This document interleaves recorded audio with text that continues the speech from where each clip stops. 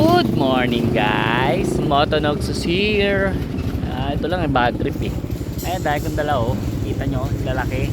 Ha? Kayo, yung mga seller na kayo ha, mga seller na, kayong mga seller sa Facebook, pag hindi pa nagko-confirm si customer, wag nyo agad ipadala. Ha? Mga nananakot pa kayo na gagawin yung bogus buyer. Kayo nga yung bogus, padala kayo ng padala, mali naman pinapadala nyo.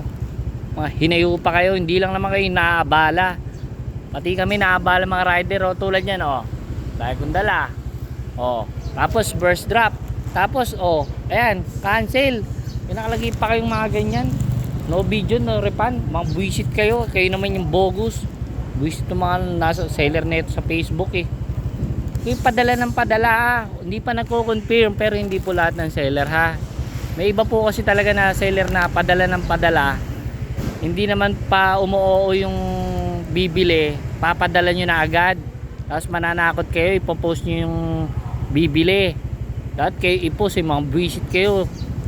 Kami tuloy na paperwisyo eh. Tapos nako. Kasi iba naman, wag naman din pindot ng pindot. Pag kayo pipindot, siguro din nyo may pambayad kayo ha. Para hindi tayo na paperwisyo ha. Parang awan nyo na. O first drop po, wala pang bawas. Cancel agad. Diyos mio. Kasi hindi pa nga siya umuo. Pinadala mo agad.